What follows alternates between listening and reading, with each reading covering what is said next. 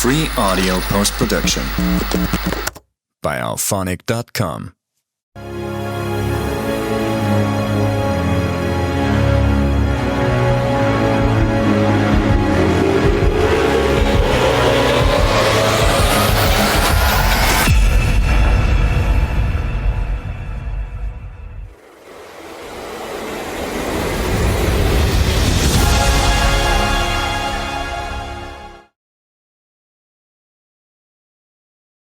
Hello, welcome to the show. My name is John Richardson, and you're watching and listening to the Richardson's Rubicon podcast. You can get it on YouTube. It's also embedded into the site's webpage for the episode, and you can get it at Spotify, Apple, everywhere else. So subscribe wherever you get your podcasts from. Today, I'm joined by Travis Kuffel, who is the author of Unleashed, which is book one of the Baksa series in his wider Tales of Ganden setting. So, hello, Travis. How are you doing? What's up, John? Good to see you. So, thanks for joining us. Basically, you've got the hero of the day, and we'll go into the book in a bit more detail, but the hero of the day makes a choice that most people around him thinks is pretty naive. So he spares a thief. Now, in 1 minute, what does that single decision cost him immediately in terms of time, danger, his sort of allegiances, reputation, resources, everything like that? So Cadel is fairly new recruit to what's called the Baksa. He's a ranger on his first few patrols. He's not an officer yet. He's just on watch at night, and he happens to see a thief raiding the encampment, catches him in the act. So morning comes, and he has to make a choice whether he knows his commanding officer is fairly brutal. Cadel does not quite agree with it. So he has to make a choice, and the commanding officer, as he expected, tells him to carry out the execution. But Cadel already has a plan, and he decides there's a prison that he knows his officer would not send him to, so he decides that he's willing to take him and transport him. There's a conflict between him and his officer because he has to completely disobey orders, and he knows he's going to pay the price when he gets back to Zanaya, which is where the Baksa are located, the central city. So immediate, he has to have a confrontation, has to defy orders, and knows he's going to pay the price. Right, okay. That's a pretty brave move for someone new in the job, isn't it? Career risking right there. Yeah. Wouldn't do that nowadays, would we? Oh, no, you get canceled quick. So that sounds interesting then. He's in this capital city now, is he? Is that where we're at? No, this all happens out on the outskirts while they're on patrol, days away from the city. So he knows he will have to eventually go back and face his superiors. Right. But he has to get the prisoner and fulfill his self-assigned mission first. So is this quite common, the execution of prisoners? And why would that be? Unfortunately, yes, because it's a brutal, fairly lawless realm. Consider the thought process that every man is right in his own eyes. Bandits everywhere, raiders everywhere. There are certain more organized realms that have their own laws, but when you're outside the realms, traveling between the cities, it's every man for himself. So we have what's called the Baksa. They're elite rangers that look out for everybody. They patrol the realms, trying to keep people safe from bandits, raiders, or thieves, what have you. And their job is to keep everybody safe. And sometimes the best way to keep people safe is to eliminate the threats. And unfortunately, many Baksa take that a little bit too much to heart. There is a prison called Aruga Prison, the one that Cadel is going to take the thief to. But most people don't feel like it's worth the trouble. These are bad people anyway, so why give them a chance to rehabilitate themselves? Why go through all the trouble of transporting them all that way to the prison when you could just put them in the ground, be done with it? Bump them off and have done. Yeah. Hey. That is pretty brutal. So that's an interesting perspective. So this Akura prison then, roughly, I mean, I don't know, in scales that people would understand, how far away is it? Aruka's, I'd say, from where Cadel first is introduced, where this all happens, a solid week on horseback. Right. Oh, on horseback. So it's Yeah, quite a yeah, distance then. Yeah. yeah. It's pretty solid distance. It's not so. I mean, it's fairly remote because nobody wants criminals near their home. I mean, let's be honest. Right. Okay. So not in my backyard type people, isn't it? NIMBYs. Nope, nope. So we've got that, and I think we briefly spoke pre-podcast about the different regions that you've got. Can you just name a couple of the regions and give us a flavour of their settings? Yeah, sure. Where the story is introduced is just outside what's called Icarton. It's a farmland, very individual people, lots of farms, just widespread. Picture driving through Iowa. It's Yeah. just real flat. But then you got Zanai, which is the central city. It's got towers and city and marketplaces and massive walls not controlling it, protecting it. Um, Off to the east, along what's called the Syrian Sea, is a coastal realm, very lavish, very rich, very well off. You have a couple other realms like that. Later in the story, you're gonna get introduced to what's called Tamayar. It's in the rainforest. Very simple setting, very communal people.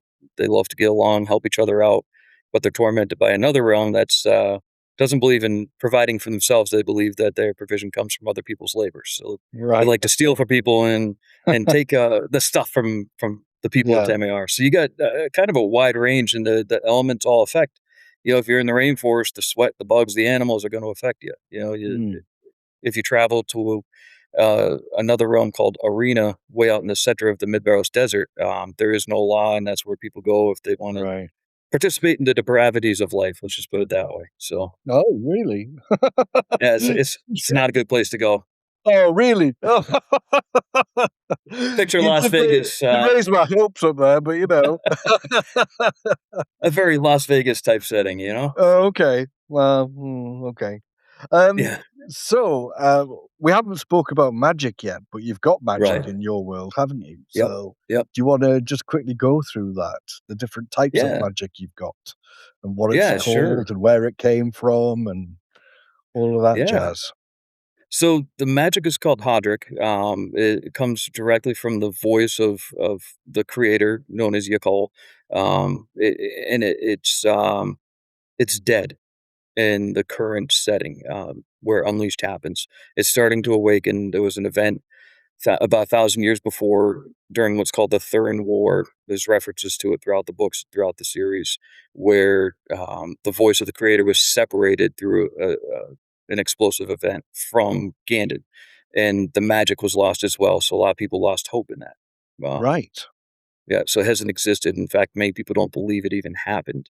So Yeah. through just happenstance, things start stirring, and certain characters start experiencing Hadric through themselves, and it is visible when it manifests. When you're operating in Hadric, there's essence, brightly colored essence, depending on which person does it, how they operate in it. Um, the one character in this book, specifically, it's green. It's like a vibrant green essence that flows through this character, and it empowers the weapons. It flows through the movement. The form of Hadric that she uses is called Kara, which is you could almost call it a dance, Right. although it's not like dancing. You're not popping and locking or anything like that. What you're doing is just picture any normal swords person, but with more of a flair, more of a dance movement to it. Fluid, graceful movements as well. Exactly, Yeah. exactly. Yeah. And another form is called Masa. You won't see it in this book. You'll see it in later books as things start coming back. There's an awakening of Hadra coming, and it has to kind of, as the reader, you're going to experience it as the characters experience it, because nobody knows what's happening. Like I said, they all have not seen or heard of Hadric in 1,000 years. So that's a long time to not see something and still believe it's possible. So the other form of oh yeah, Sorry, that yeah, form was the voice form, wasn't it, you were saying? The one I was just talking about. Yeah, So it comes through yeah. a voice. Typically, it's referred to as song, but it doesn't have to be like singing bars and notes. It's more, when we speak, as a singer, I'm a musician. When I sing, I come into harmony with other voices, and it doesn't have to always be a singing voice. It could be humming. It could be just the intent of my tone lines up with the primary voice, and that's really what at the core of it. How Hadrak works when you're weaving Masa is your very being comes into alignment, comes into the frequency of Yakol's voice, and it flows through you that way when you're weaving that form of Hadrak. Right. So quite resonant then. So it's quite a resonant Yes. sort of magic. Right. Brilliant. Super. Yeah. So and the question I always ask, what's the cost of this magic? Extreme energy, especially at this stage of the game, because there's still separation from Yakol and Hadrik because there is no established order. There aren't any schools. There isn't any training. They don't have wisdom in this, so nobody who's using this knows how to use it right. Mm, So it costs extreme energy. They get fatigued very quickly. Hadrik cannot be weaved for very long periods of time, um, because if they do, they get just very drained. It's yeah. not very cost effective at this time. Right. Yeah. You sound as if you're saying something that might be a little bit more cost effective in the future. Oh, it certainly will be. As people learn, well, again, as a musician, where one person can sing a song, but if you get three people singing a harmony, it's more powerful. Let's just put it Mm, that way. yeah. So, Yeah. yeah, Sounds it's not going to be a fascinating. huge spoiler because the prologue of the book gives you a glimpse of what I call the separation, the moment where Hodrick got separated, where Yakol got separated from Ganden. So I give you a full blast of what Hodrick looks like. You get to see Masha Liso, which is the ability to transport from one place to the other at the speed of thought. Oh, Um, wow. but only certain beings can do that, and there's an effect on both sides, an explosive effect on both sides, Right. the departing side and the landing side. There's what's called Lakash, which is the ability to communicate through thought at long distances. Again, only certain people can do that. You got to get little glimpses of this right off in the prologue. You'll see what Kara looks like as people work together and weave it through dance. You get to see what Masa looks like as people raise their voices and weave the Hadrak together. There's also what's called Tefla, which is if I was doing a sci-fi, you'd call it a force field. I mean, Mm, it's how it manifests. It's a way to protect people from certain things. There's also what's called Rapa, which is the ability to heal. So there are many forms of Hadric, and it shows in different ways. Not everybody, but those who weave have the ability to weave certain ways. Not everybody can do everything. So they're just like everything else. Any military, any army, you have skill sets. yeah. So basically, it's limited in terms of the number and type of people who can use the type of magic that we're talking about, and Right. it's got a serious sort of physical and I would imagine a mental exertion cost as well. It absolutely does. Yeah, Yeah. yeah, yeah. So you just haven't got a this is a win switch, basically. So, It's nothing comes free. Let's just put it that way. And yeah. even when you operate right, even when you are doing it well, there is severe. I wouldn't say severe, but can be severe energy Threatening drain. consequences, yeah, threatening. Well, yeah, yeah. So there's a moment way off in the other books. Just slight spoiler alert right here. Hang on, hang on. Alert, alert, we have a spoiler. Alert, skip forward a few seconds. You got about 5 seconds. All right, the spoiler here is way off in the future books because I wrote books 5, 6, and 4, 5, 6 first. There's a moment where there's a major war going on, and one of these people have learned how to fully weave Hadric and can weave Mashaliso and needs to rescue a large number of people all at the same time, which is dangerous That because the more sounds people that very transport, the bigger the explosion. So he does it. He saves everybody, decimates the opposing army, decimates a whole town, but goes into a coma as a result. right. Wow. Yeah, it's pretty cool. You So, don't you don't wanna be using that every day, do you? Lord, no. No, no, no. I must say, Travis, the detail, you've named all these different aspects, and you've come up with, I mean, the names just sound so natural and believable. You know, you're talking about Hadrek, and you're talking about the, you know, the different types of the magic and stuff in that. That's amazing. Where did you come up with all that stuff?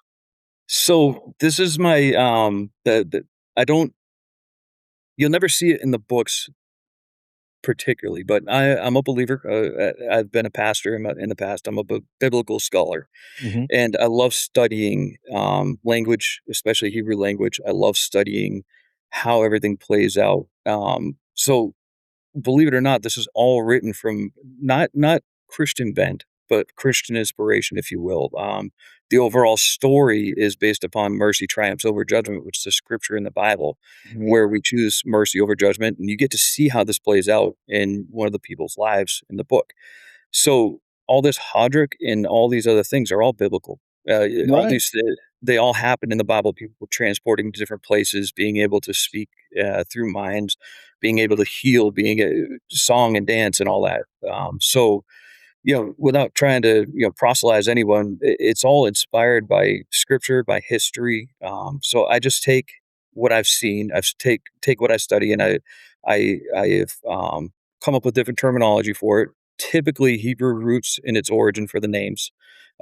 So like rapah actually is one of the Hebrew words for healing, right? So All right. so you can find roots like that throughout. Yeah. So I love studying language like that. In fact, even the whole concept of the Tales of Ganden is, I was sitting down one day and I said, I just had the thought, what if the Garden of Eden happened in a different way? Yeah. What if the separation, getting Adam and Eve eating a piece of fruit and get kicked out? What if that's not how it happened? What if it happened this way? So this is all almost like an alternate reality, alternate option of how things could have gone wrong. Uh, Right. so, like I Yeah. said, Jesus taught us through parables without being blatant in our face. There's an allegory. So, yeah, you're going to see allegories from what I believe, but you're not going to see Jesus. You're not going to see God. I don't believe in doing that because I want it to be a story that's palatable for everybody. So you're not going to see this whole ministry, but you're gonna see how because that's not how God works. He just Yeah. he affects all of our lives in different ways. So Yeah. in this book, God does it. He's been separated from the world anyway for 1,000 years. So Right. you Yeah. know, Yeah. Sounds pretty close. yeah, you can see it in our daily lives, right? So, So, moving back onto world building then. yeah. So,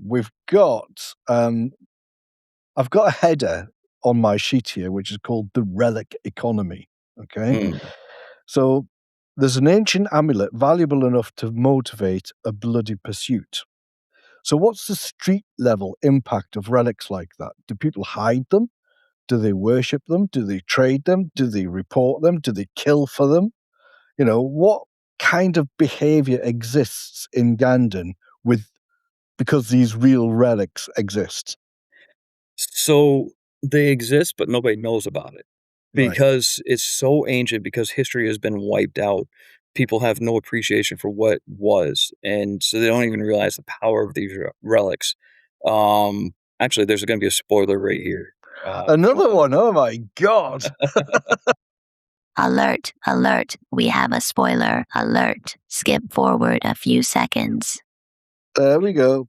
All right, there we go. So the one who owns this amulet, the one who Apelli the thief steals the amulet from, is an ancient being who has lived for 1,000 years. He's a giant, actually kind of fashioned after Goliath in many ways. His name is actually the Hebrew root of that. But either way, this amulet comes from way back when before the Thurin War happened and before the separation happened. So it has emotional ties because it's from his wife who was slain. It has powerful ties in ways that it can be used, but it has been dormant for so long, it doesn't have that power now.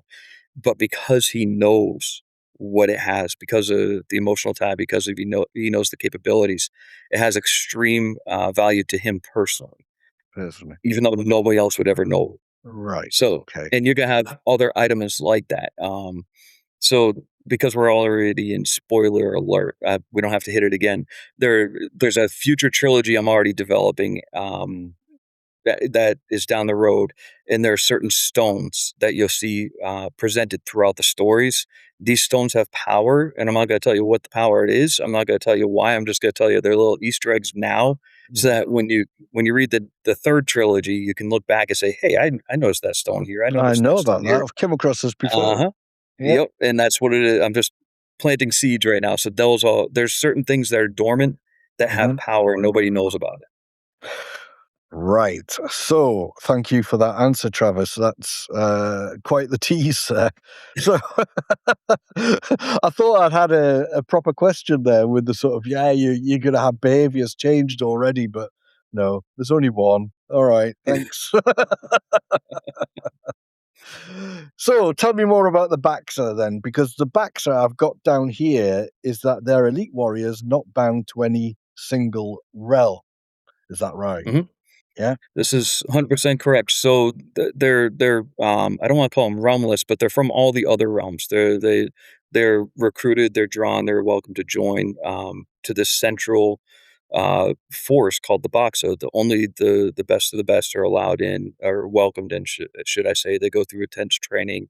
There's a central city called Zanai. That's where the barracks for the Baksa are located. They have a command structure. The captain, Andronicus, he's the head of the whole organization, and there's the different ranks and file throughout. Yeah. Yep, and So, they just yeah. how do normal people view them? I mean, they've come from all over. Mhm. They've probably got wide ranging powers. Are they viewed as people to be avoided, or are they viewed as saviors, or what? It depends on which end of the sword you're on. So, Ah, so bandits and raiders hate them. They despise them. They right. think they're scum because standing up for the law, and they're opposing them. But if you're an innocent merchant traveling down the roads and you're gonna get taken out by bandits or raiders, then you're gonna love seeing You're the gonna Baksa come quite down love the road. them, yeah. Yeah, they travel the realms. There's many patrols. They send them out 10 at a time. And the rangers are the ones that go all over the realms. So uh, one specific example is Cadel. He comes from the land called Labana. It's a forest realm similar to like walking through the redwood forest, massive Right. trees and all that Yeah. stuff. So he is actually despised by his realm for turning his back on them, is how they look at it, and joining the Baksa because they're a very prideful nation, very prideful realm, I should say, I see. and Yeah. to choose the greater good of Ganden over their own personal good because they have their own force of warriors called the Chizuga. Because he chose not to join the Chizuga, he is now despised by them. So he Right. made a Gotcha. he made a choice of being a castaway, being exiled from his realm by choosing the better good for everybody else. And now he's made the decision of transporting this prisoner as well. Here we go. He's a man Oh. of ideals and principles, and they're not always accurate. They are misguided sometimes, but he does not bend when he decides on something. So, That's right, yeah, that's, some core inner strength there, isn't it? So, well, gotta have something going on. yeah. So, Another question for you then, mhm. so are the Baxter, I mean, even though they seem to be quite powerful, is there something that they're not allowed to do specifically? Or Yes, is it yeah. right, So they have to right, respect the order of the realms. So every realm is autonomous. It has its right, own way of doing things. Whether it's Mytilus all the way out at the Syrian Sea, they have their walls and they have their laws, or it's Havash way down in the southwest corner of the realm, and they have their walls and they have their laws. If they travel north, there's a land called the Arabia. It's more like homesteaders, and there are no walls, but they still have their order and structure. Every realm they enter, they have to honor the order and the structure. the Certain order and the cities will structure not of the let them resort? into the city. Like Mytilus has its own force already, so they actually typically don't let the Baksa into the city. So they can't just go and do whatever they want. It's they are bound to duty and honor as well, and to honor each realm. They're there to uphold the laws, When they're between realms, they are the law. When they're at a realm, they subject themselves to that law. You've done a lot of work on this. You've thought this through, haven't you? You've done. There's a ton of work behind this. How long have you been working on this? Close to 10 years. 4 years ago is when I first put finger to typewriter or pen to paper, if you will, to actually start writing the story. But the research of it all, the characters, the Hodrick, the systems, the realms, all of that, the map, actually it's up on the wall behind me there. Yeah, do you know what? I was looking at that and I was thinking, I'm going to ask him about that map. Yep. I thought, no, it'll just be some other sort of RPG game map or something. I thought, you know how it goes. but you can't have a fantasy novel without happy. I designed the whole thing. I drew the whole thing out, and then I commissioned somebody to make it look better because I am not an artist at all. It's all stick figures, and, but I drew the whole thing out, laid it out, just try to come up with scale and all that stuff. But yeah, it was, I'd say 6 years of research before I ever started writing. And then, in true George Lucas form, I mentioned this before we came on. I wrote books 4, 5, and 6 first. It started as one short story, and then the short story kept getting bigger and bigger, and it became 3 books. And then by the time I was done with the 3 books, 6 months later, I realized that they were in the middle of the story. So now I had to go back and flesh out some characters, and this is why you get the Baksa series first. So, gotcha. Yeah. Gotcha. So that was 4 years ago. I started writing all these things, and I'm currently writing the 6th book of the series. That's amazing, Travis. That's absolutely hats off to you. Hats off to you. So one more thing. Well, a couple more things. You've got an opposing power, haven't you? The opposing power, which is Salim. Salim. Yep. Salim. Yep. Yeah. Yep. Tell me about that. So this is almost like the anti-Hodrick. This is created by somebody who decided to oppose God, or Yakol, as it's called in these books. He decided that he wanted the power for himself. He didn't want to subject himself to the voice, so he came up with his own system called Salim, and those who wield it are called chanters. And there's extreme cost to those who submit themselves to this villain who hides in the shadows for the first 3 books, but start to get revealed in the following series called the Shadow War Saga. But what happens is you won't see him in these books. Don't worry, this isn't a spoiler. This is something to look forward to. And so after the Baksa series is called the Shadow War Saga, which is a 3-book arc, and you're going to experience these creatures called Rotsich. And these used to be chanters. These used to be the ones, they used to be human, but because they have subjected themselves to the distorted frequencies of Salim, it has actually completely distorted their bodies. Elongated arms, claws, just scaly skin. Their faces are gone now. It's just a void, like looking into the stars. So they become different beings because it completely contradicts the way they were created to be. So it distorts them completely. So it's something to look forward to. These creatures are crazy. I love them. They sound pretty fascinating. Nasty, so. Yeah, they sound great. Yeah. And what a delicious way of getting rid of some of the baddies by recycling them into other baddies. Hey, waste anything, That's brilliant. Yeah. Yeah. So we talked about, in fact, you spoke about mercy triumphing over judgment, right? Mm-hmm. In broad terms there. The risk being, of course, that mercy can become or can feel quite sentimental at times. Mm-hmm. How do you make mercy feel in your world?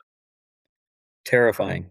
Right. For the person that received it, it puts their life at risk because of the realm they're from, the ruthless realm they're from, and the way they have to live. They have to be on guard all the time. They have to fight all the time, even with family. It's a very, very vicious realm. But because they experienced mercy, it changes something in their heart. Now they have to go back to their realm and still be ruthless with that mercy starting to blossom inside their heart. So they're on guard all the time. They're in terror because of how much it's changing them from the inside out. Even though they have to live evil on the outside, it's pretty dangerous life that happens because when you are compelled by evil and you experience mercy for the first time, you see it for the first time in your life, something's got to change. Yeah, especially when you are on the wrong end of a sword and the person chose not to use it on you. Definitely a bit of cognitive dissonance going on there with people, isn't it? Oh, yeah. If not more, actually, Right, because that right. would be quite jarring, definitely. Yeah. Yep, And it definitely over a is. long period of Yep. time as well. They'll have quite the cost. Mm-hmm. You can only keep up the facade for so long, Yeah, definitely. Yeah. So, do you know what, Travis? You've answered all my world building questions. There you go. Very nice. I think that's a world record. Look at that. Look at that. But you had them all to a T, absolute to a T. So Fair tell enough. us a bit more about your book then, if you've got anything more to say, and then that's it.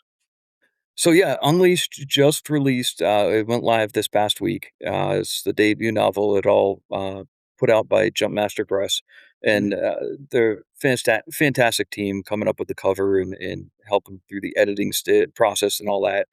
But yeah, Unleashed it introduces you to Cadel, who is going to be a central character throughout the stories.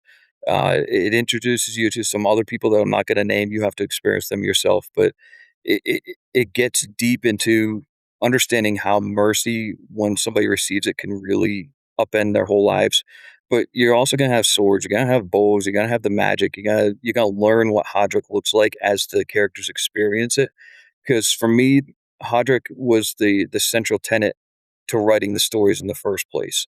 There was a scripture that just stood out to me when I was reading it one day, and it says, "Let the high praises of our King be upon our lips and a sword in our hands." And I pictured praise becoming weapons in our hands. And that was when I decided to start this whole journey here. So you get to experience what it looks like to see Hodrick become weapons in people's hands. You get to see what it's like to live in this place. It's a very lived in reality. You're dragged through the desert. You're dragged through the swamps. You're dragged through the rainforest. You get to see what they eat at a festival in Tamayar. You get to experience how spicy the dishes are because Cadel took too big of a bite. I want it to be a lived in experience. Like, I used to play video games, and I'm sure everybody knows what Skyrim is. I never did the missions. Right. I would always do the side quests because I love the lived in experience. And that's, there's a mission for sure. It's not all side quests, but you guys get to experience what it's like to just kind of walk through Ganden and feel the grass beneath your feet, the sky overhead, the water, just all of it. I want you to know what it's like to be in this place that has been trapped in my head for way too long. Wow, that's amazing. Travis Kuffel, Yeah. of Tales of Ganden, the epic fantasy series, and it's available at talesofganden.com. Thank you very much for coming. Awesome.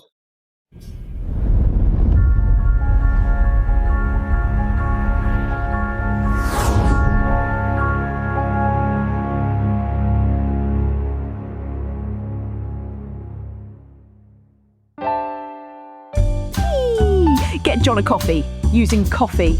It'd be dead lush, man. Just go to richardsonsrubicon.com and click on the big coffee thingy. Cheers, Petal.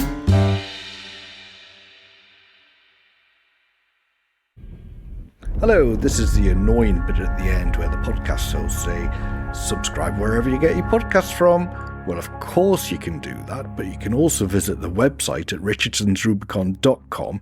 You can subscribe from there just as easily. You can visit our forums and take part there.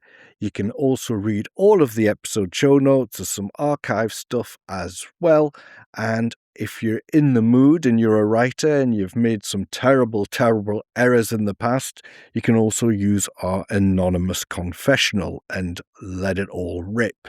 I think that's about it. So see you next time. Don't forget richardsonsrubicon.com.